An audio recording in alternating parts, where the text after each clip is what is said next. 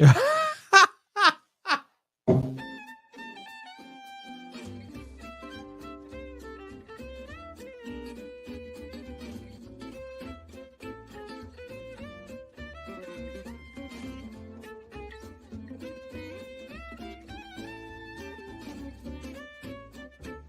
do, neighbor. It's Berean Spirits time once again. The boys have gathered around, and they're ready for you. So join in, make comments, and study with the guys as they try to study as the Bereans did in Acts chapter 17. And now, here's the guys. We are back with another episode of Berean Spirits. My name is Chris Peltz. I'm the evangelist with the Southside Church of Christ here in Springfield, Missouri. And we've got both of the fellows back today. We've got Richard Dodson with the Kearney Church of Christ up in Kearney, Missouri. Rich, you doing good, man? Yeah, I was here last week. You're the one that's back. Yeah, well, you know. We held down the fort. That's we right. showed up. We are the ones that were slaying the dragons while you were. I got to play with my grandbaby. Oh, boy. That was good. It was a good week. Josh Thornhill with the Westside Church of Christ over in Wichita, Kansas. How you doing, Josh? I'm good. Awesome, man. I'm here. Yeah. Apparently you were here last week too. I was. You guys had an interesting show last week. That was good. But I think today, I'm really looking forward to today's topic. I think we're going to be throwing a lot of information out, some ideas, but maybe some things that might surprise some folks as far as what the scriptures reveal concerning this particular topic.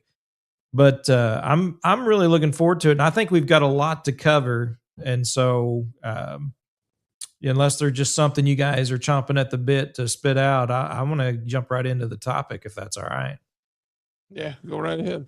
Yeah. So we received an email, and there was a question that was asked about the average age for people to get married today as opposed to 30, 40, 50 years ago, and how that age has gone.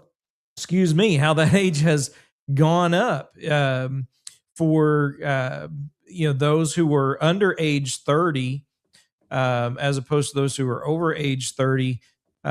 Years ago, the majority of people were getting married before they turned 30, and now it seems as though the majority of people are getting married after age 30. Now, real quick, I want to point out that they, and one of the reasons we're not putting up the poll that I don't think, but a little bit of trouble trying to verify the specific poll that was referenced or mentioned, or the chart, I guess.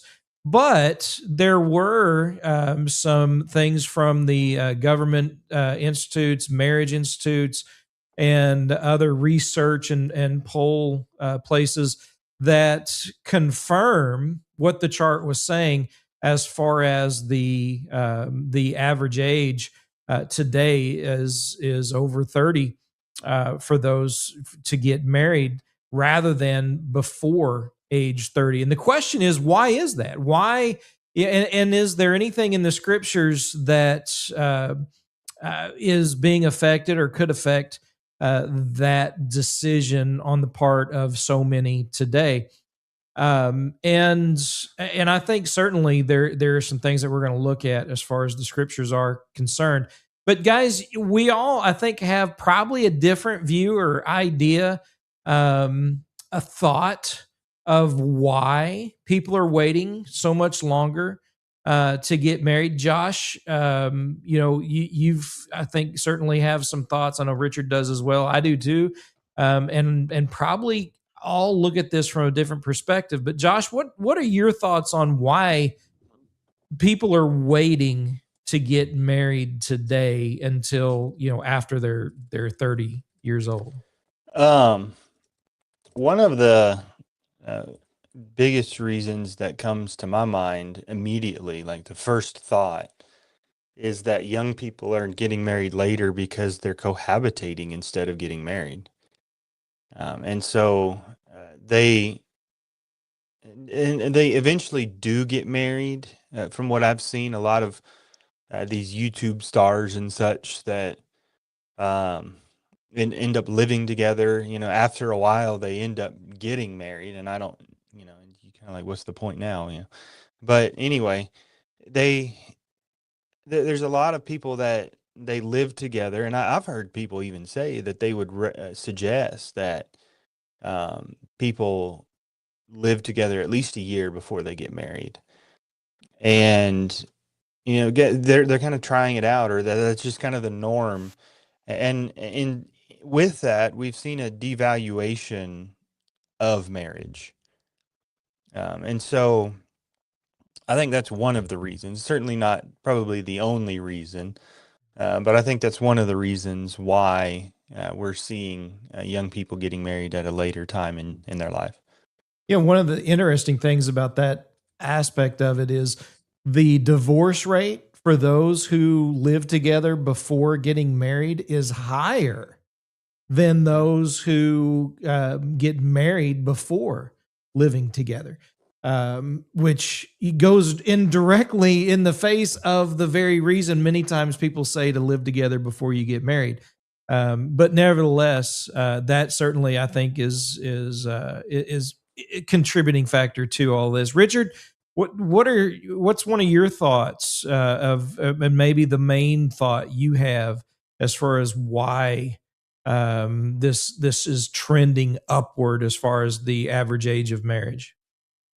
Well, that really depends on who you speak to. I mean, every person has a different reason. Yeah, but I'm asking you. I know. I'm talking about every individual who's waiting to get married has a different reason. And we're talking about trends per se, but I do want to make mention of the fact that for those who are Christians, it may simply be a lack of opportunity. And, I think that's something that it's sad to say. It's very difficult for Christians to find a Christian mate. And the reason I say that is because, if you are a Christian, you don't want to marry someone who is not going to enhance your service to the Lord. And the Bible actually speaks about seeking someone like that. Now, looking at it from a man's perspective, it says in Proverbs 31 and verse 10, who can find a virtuous wife? For her worth is far above rubies. And so right off the bat, it's questioning, finding this virtuous woman. And then, it talks about her worth is far above rubies. And, Chris, you can dig all the holes you want to in my backyard. You're not going to find any buried treasure. Finding treasure takes a lot of work. And if a virtuous woman, if her value is worth more than that, and the Bible even speaks of the fact that, who can find it, it's going to take some effort to find a woman like that. And of course, that doesn't mean the Lord's not helping, because Proverbs 19 and 14 says a prudent wife is from the Lord. But my point is this, from a Christian's perspective, a Christian may delay marriage just simply for the fact that they have not found someone who is going to enhance their service to the Lord. And that's going to take some searching and some effort because of the fact that not everybody in this world is a Christian. Not every person in this world chooses that. And that kind of muddies the water and makes it a very difficult experience. And that's something I really want to focus in on quite a bit today, as far as why that is, right? Why is it so difficult? Why is it so hard? And why is it that it seems to be a much more rare virtue or a rare quality, to find.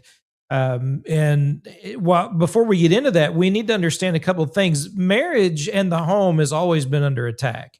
I mean, from the very beginning, we see how the devil has been at work to destroy homes, to cause problems when it comes to husbands and wives and children and all of that. So that's been going on for a long time. And to stick with the Proverbs 22, 18 verse 22 says that a man who has found a wife has found a good thing. But Satan and the world and society, and particularly our culture today, says no, it's not necessarily a good thing. And you've got socialists, Marxists, you've got the BLM movement that has been doing its absolute best to destroy God's plan for the home and for marriage. And they've been able to use a few other aspects of things like women's lib. And I think the women's lib movement, I think, has a lot to do, especially as you look at this trend from that era, that time frame when that was really starting until today. I think it really follows along that movement. And so I would throw that in there as far as a reason why that the age is trending up as well. But there's some specifics to that. First of all, let's understand that what age you get married at isn't, that you can't look at the scriptures and say, oh, well, if you're in sin if you don't get married by a certain age. That's not the case at all. In fact, we have passages like 1 Corinthians chapter 7, where Paul is saying, listen, consider what is happening in the world. Consider the situation that you would be facing and the effect that marriage would have on that. And really consider not marrying right now. And so there is a biblical principle in the scriptures, 1 Corinthians 7 specifically, to point out that because of a current distress, because of a certain thing that is happening, that maybe it would be prudent, maybe it would be of good judgment to put off getting married, especially at a younger age, maybe wait a little while. But at the same time, right, there is also a biblical principle for when a man leaves his father and mother and is joined to or cleaves to his wife, right? In the passages we've looked at from Proverbs 18, Proverbs 19, Proverbs 31, that describes and talks about how great and good it is, right? Because it's not good for man to be alone, as we learned from the very beginning. And so with all of that said, there's a lot of teaching that I think is being neglected from the scriptures or perverted because of experiences, because of the women's lib, because of the people accepting various things like socialism, Marxism, and other movements, that their focus is turned away from the family. So I'm going to come back to you, Richard, again. When you look at all of these things, you put all of them together. Is there biblically, a benefit one way or the other that maybe jumps out at you, whether or not you get married at a younger age or waiting until you're a little older? Well, number one, you got to have opportunity. I mean, there's things that have to be, you just don't find a wife that just find somebody that's female or find somebody that's male if you're a woman and get married. You got to be selective.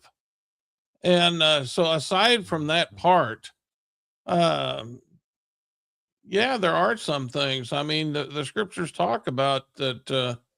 If you have found that woman, it's better to marry than to burn. In other words, you may not be able to contain your sexual desires, and it'd be better to marry. So in that case, yes, it is better to marry than to burn. But then on the same hand, the Bible also speaks about in Matthew 19 how some men make themselves eunuchs for the kingdoms of heaven's sake.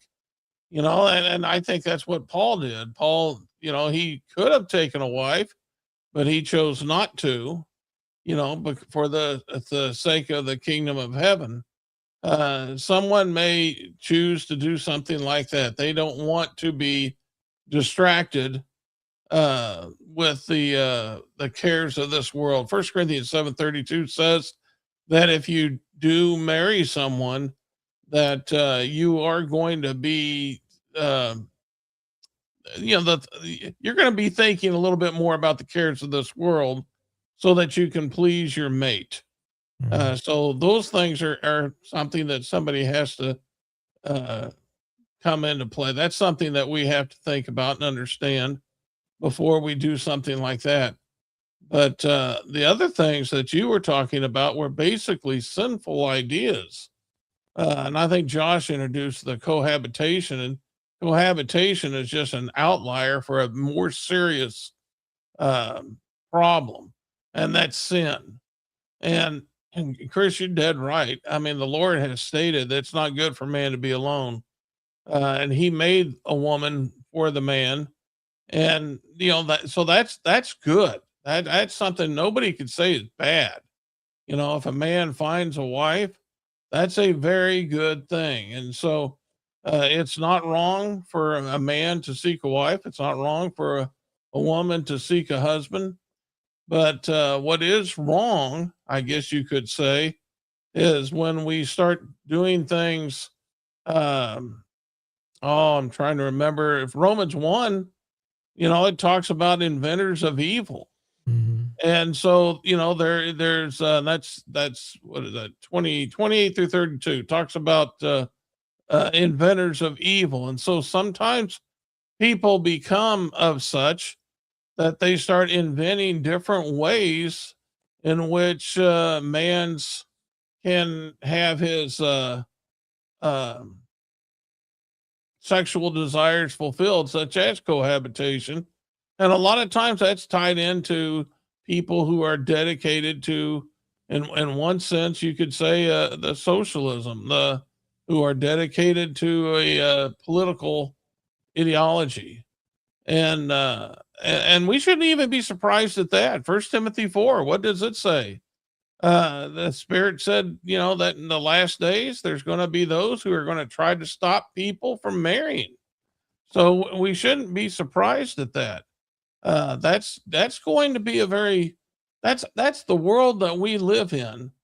And so while we do see a way in which man can find a mate to marry and to do something that the Lord has called good, uh, we also have to understand that we live in a world that is that is vastly inventing evil and trying to oh, I don't know, reinvent the wheel, I guess you'd say. Yeah, in a lot of ways. And Josh, when you look at the teaching of our world, our culture, you look at the women's lib, you look at all the things that have been going on in this devaluing of the family, of the home, of marriage as a whole. Sometimes it's not as straightforward as it sounds, because in that women's lib movement, at first it wasn't you don't marry, but the focus was on something other than the home.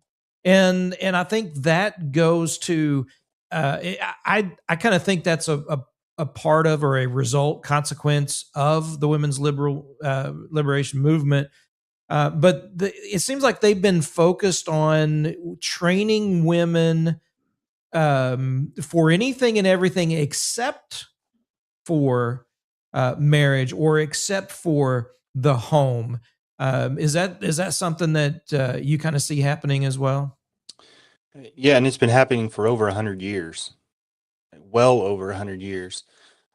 We we've seen some profound shifts in our society, and I think that's what gave birth to that women's lib movement.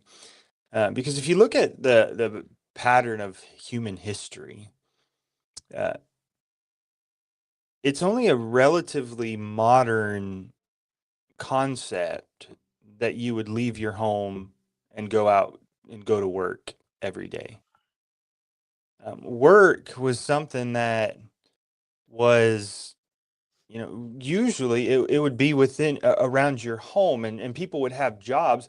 Like in the beginnings of our country, you would have lawyers and you would have other kind of professions, but they would work in their homes. They would have places at home that they would work. And if you wanted to go see the lawyer, you'd go to his house and talk to him and discuss the business that you had with him.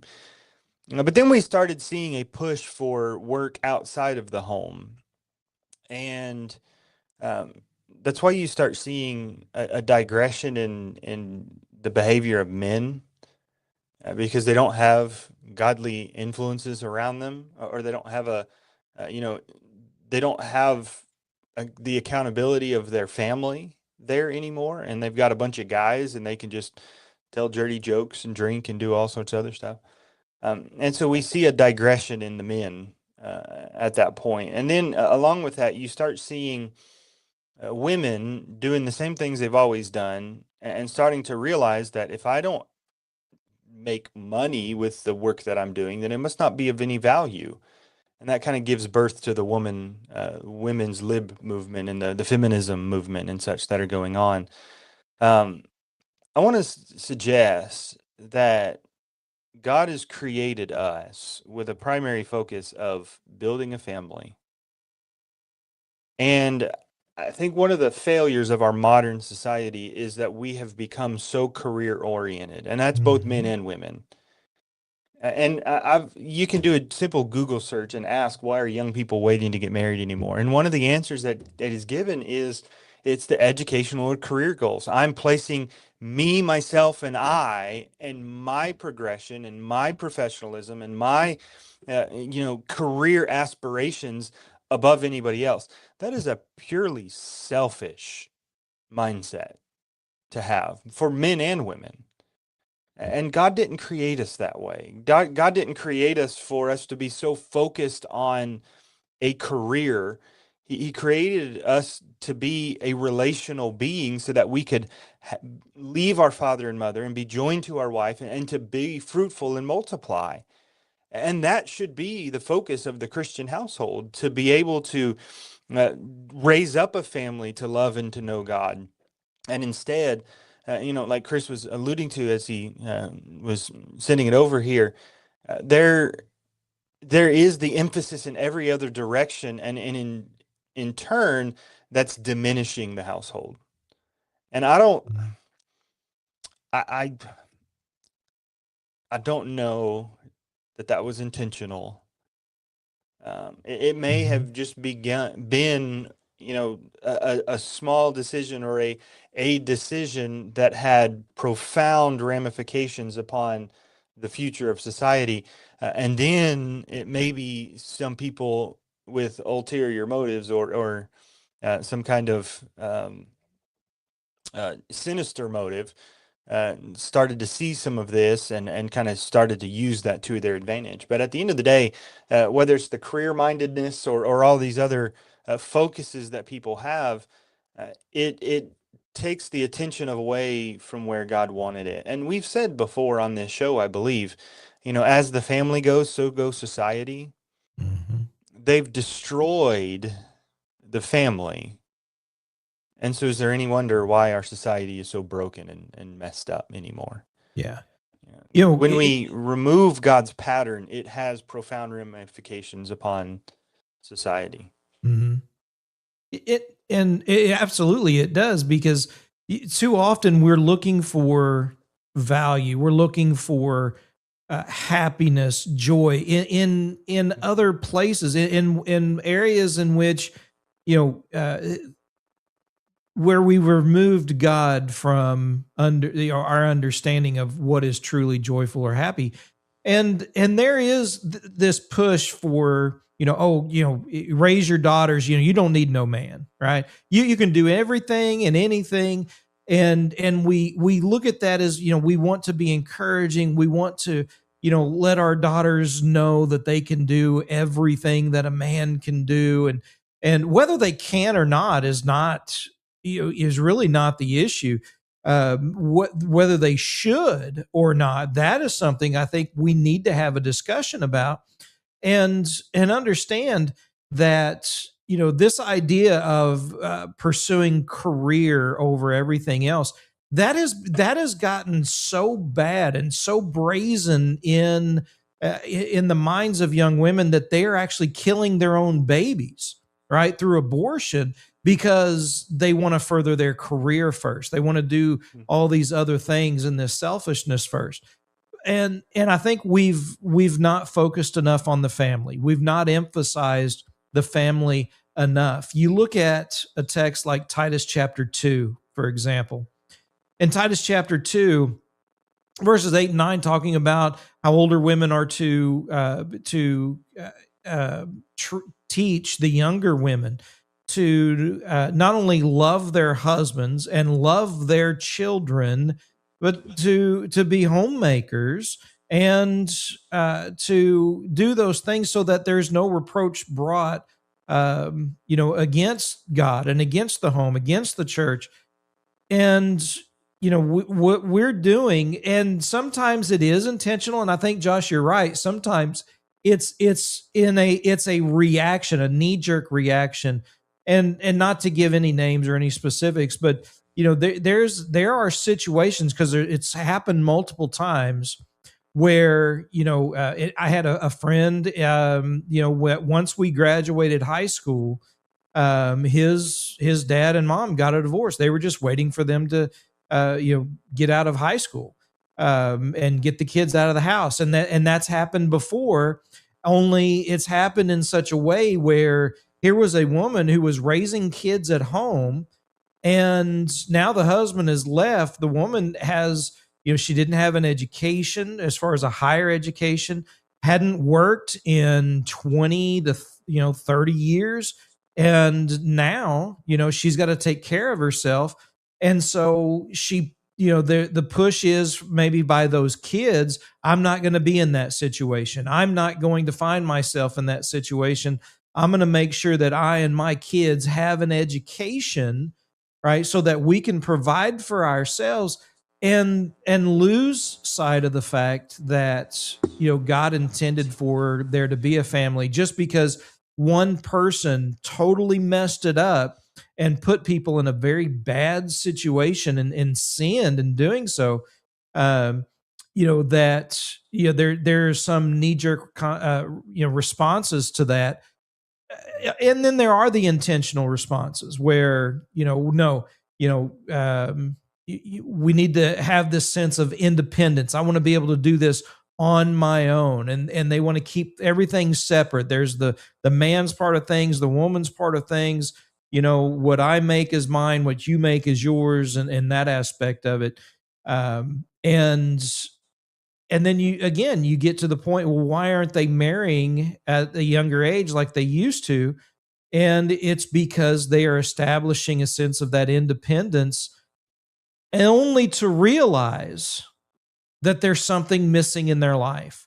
And that's when ultimately they turn later, in some instances, to wanting to start a family, wanting to get married, and look at that aspect of things. Richard? I think it comes down to an outlook on life. And one is either has an outlook of a life of service, a life of service to God, or a life of being served. And there are those who are being taught that, you're young once, you need to reach and try to grab as much of the good experiences for yourself while you can before you get older. And that's a pretty wide teaching. And I think what we need to do is to first and foremost understand that the mind frame has to be developed with a relationship with God. I mean, without God, then the want tos doesn't matter. I mean, that's where the mistakes are going to come in. I'll give you an example. We were talking about in our Bible class at church Sunday about mental health. And I made the comment that mental health does not exist without God, because God created man to be in fellowship with him. And if you want to have the mental health that Philippians talks about, you have to have Christ. That's what it talks about, going through Christ. And so to think that you can have mental health without God is just wrong. And I'll give you an example. Go back to the Garden of Eden. You know, the first anxiety happened after sin. They hid from God. They were scared. There's your first case of anxiety. And so, with that as a way of comparing, you know, if things don't work right, if man doesn't work right, if he doesn't function properly without God, then he's not going to function properly in making decisions without God. And so, these things that we're talking about, uh, the problem comes from the fact they do not have God in their life. They are looking to be served rather than to serve.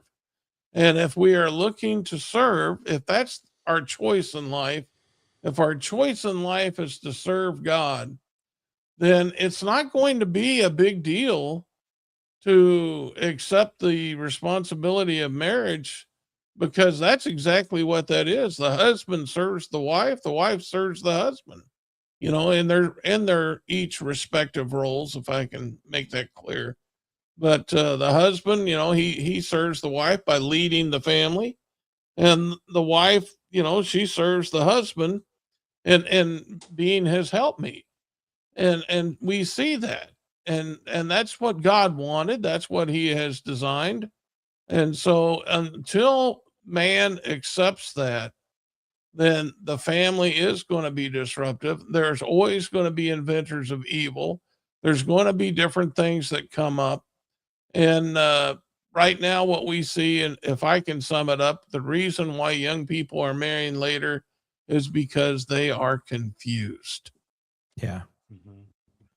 So I think it is a symptom, but the problem, and the reason I say it's a symptom, for example, and not to gross anybody, but sweating, right? I mean, somebody sweats a lot, right? Well, that's a symptom of several things. The body uses that to cool the body down, and so just because someone is sweating doesn't mean there's a problem or an issue with the body. The body is functioning the way that it should, but also it can be a symptom of a serious problem like a heart attack, or something else that is going on with the body as a symptom of a serious problem.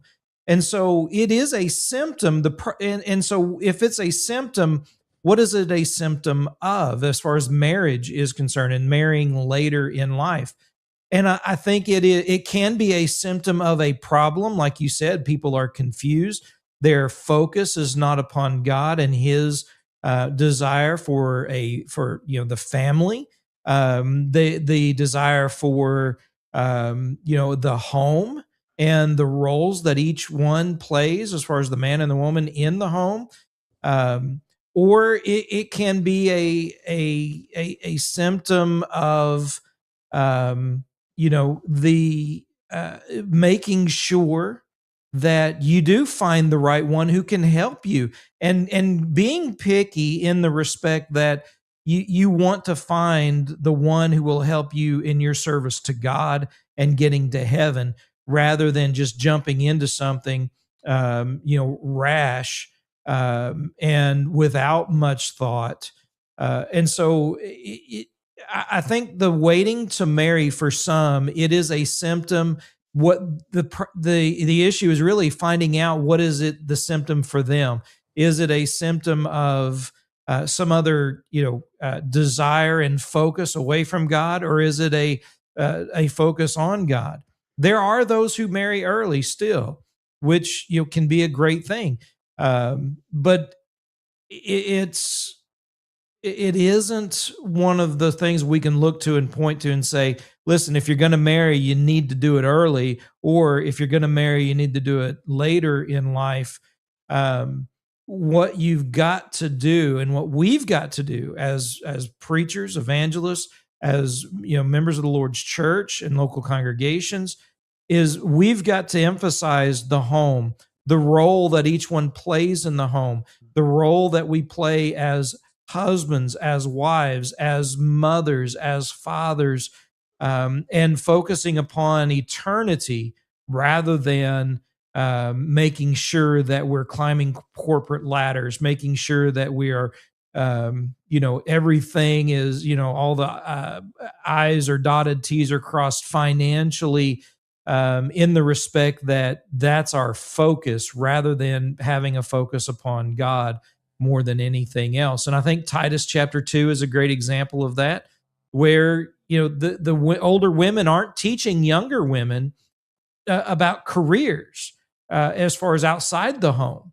They're not teaching younger women about making sure that they've gotten themselves established in outside of a home in a workplace, but rather to love their husbands, love their children, and to be the homemakers. To not that it's wrong to work outside the home, not at all. We see that with Lydia in Acts 16, and the virtuous woman in Proverbs 31 worked outside the home. That's not an issue. That's not the problem. The problem is whether or not that is put before everything else. That's put before God and put before God's plan for a family, and the role of a husband and the role of a wife. And let's if I hang on, Josh. If I can add, I'll forget, Josh. I'm older than you, so I got to say it now. So forgive my indulgence, but I'll respect my elders. Chris got me fired up here. If a person accepts the fact that serving God can be accomplished in many ways, but one of the finest ways you can serve God, for a woman example, is to be a virtuous wife of a man and try to help him in his service to God. Maybe you can help him become an elder someday, or maybe you can help him just be a teacher. It doesn't really matter, but you can aid him. And then also, you can also bring children into this world or adopt them. But either way, you're going to be teaching these children to be servants of God. Now, that's no guarantee that they will, but needless to say, you can be teaching them and giving them the strong basis they need in a home environment that God wants. And so, that's a way that you can serve God. And the husband, when you're out there working, not everybody has a job that they like, but you realize you're working to try to provide for your family, for your children, and these types of things are being accomplished. Hey, that's a good thing. That is a life of service. And if we leave people with anything else here today, a life of service is more fulfilling than a life of self gratification. Go ahead, Josh. Now I'm part of the millennial generation, and I know Gen Z is the one that immediately follows. But what I've heard a couple of things over the past couple of years, particularly about Gen Z, that they're seeing a lot of things from the previous generations, and they're pushing back on them. And that just sounds like they're being rebellious, but the kind of things they're pushing back on are kind of good. Mm-hmm. I've heard that young people like the millennials and the Gen Zs are pushing back on the use of credit cards and debt because they see the destruction that it's done. I've heard of Gen Z kind of pushing back against the super tight, immodest workout wear, and in favor of looser fitting clothing. Those are some good things.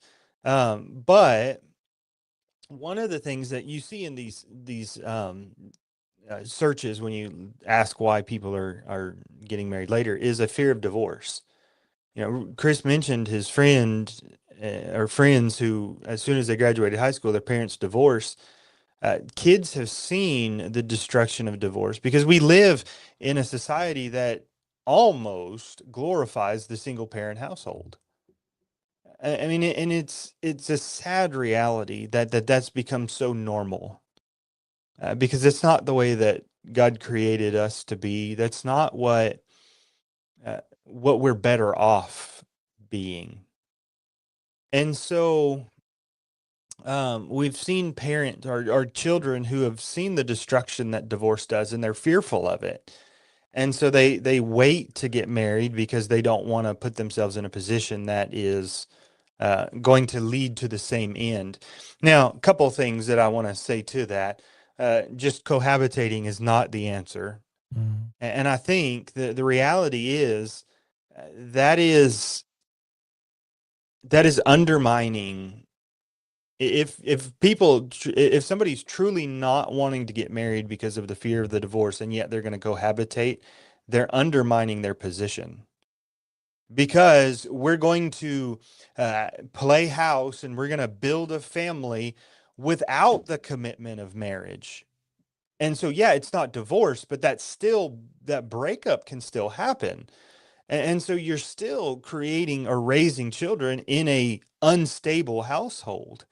And so it's not accomplishing what people want it to accomplish. And so, again, if we go back to what God has designed for marriage, God says that you do not have the right to divorce your spouse, except in the case where they are unfaithful. Otherwise, what God has joined together, let not man separate. And when both people have that kind of a mindset entering into this relationship, you're going to find ways to make it work. I've heard stories from, couples who were married for 65 years. That's a very rarity anymore, but people say, ask them, so what did you do? How did you do that? And, the answer that's usually given is, well, we were raised in a generation where if something was broke, you fixed it. You didn't throw it away and get a new one.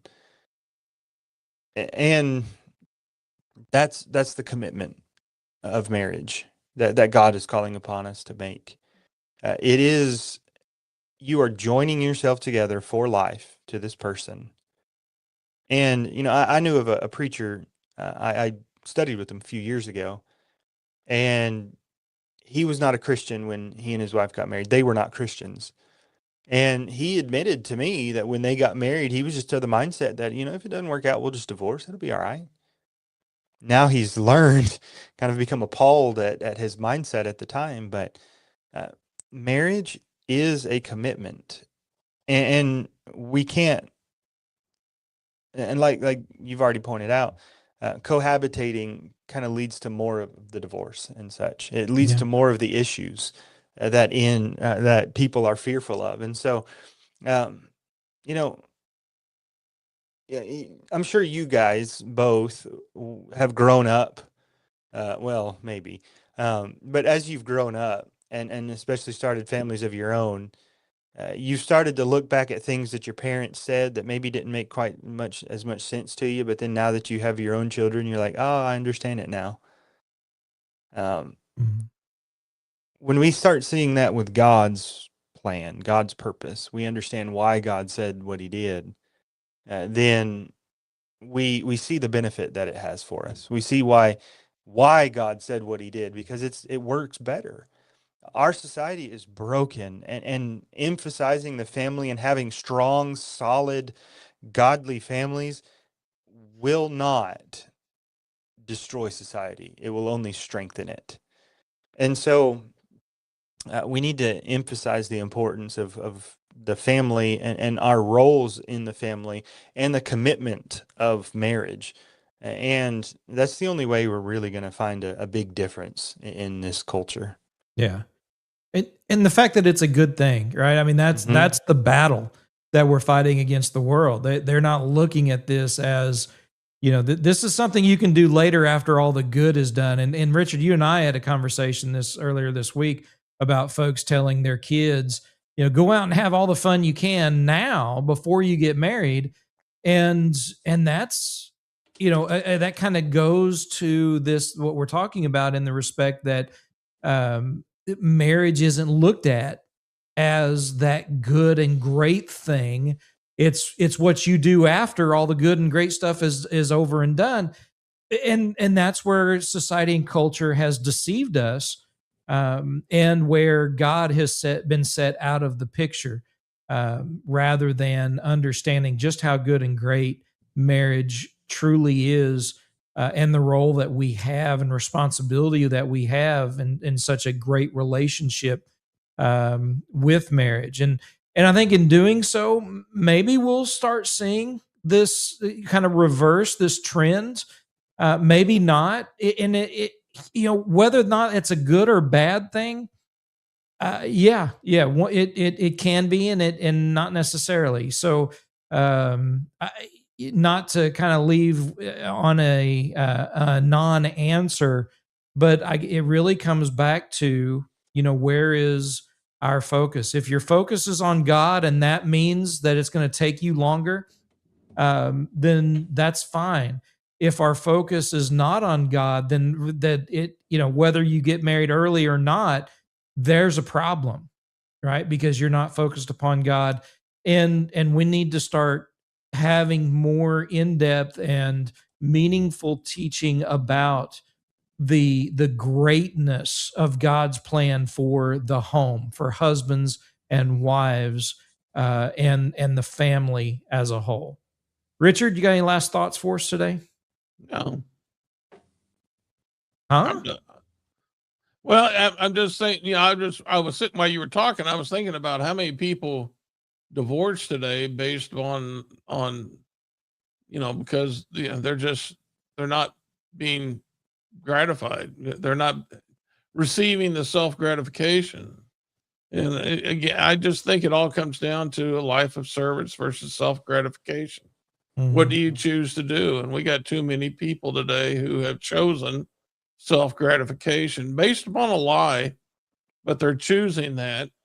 And that's the part I think that we really need to voice. That's the part we need to proclaim, is that a life of service is far better than a life of self gratification. Even Jesus said he did not come to be served, but to serve. Yeah. Josh, last thoughts? Well, I just want to say that our society is feeding us lies, and our society is feeding us lies because our society is doing the work of Satan. And so we want to recognize the truth. We want to recognize what God has said, because it's for our benefit. It's for our good. And just go about trying to follow the pattern in every respect of that God has given us, and things will work out well. Yeah. Understanding the importance and value of the home, as you pointed out, Josh, and we've said many times, as the home goes, so does society, and so does the church, for that matter. And so, emphasizing the home and the good and the godly aspects of it, I think, are important, and I think that'll help everyone make the right decision, regardless of their age. Folks, we appreciate everybody tuning in, listening to Berean Spirits. We appreciate those who send in thoughts, questions, recommendations for programs. The email is bereanspirits@gmail.com. If you have another thought or something you want to add to this discussion, we can continue that as well through the email, or another program also. Until next time, though, remember to search the scriptures with Berean Spirits.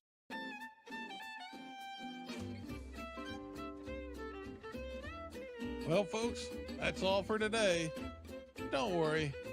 Lord willing, the guys will be back next week for another Bible study on Berean Spirits. Until then, let the guys hear from you. Drop them some email at bereanspirits@gmail.com. They'd love to hear from you. Until next time, let's keep studying that Bible.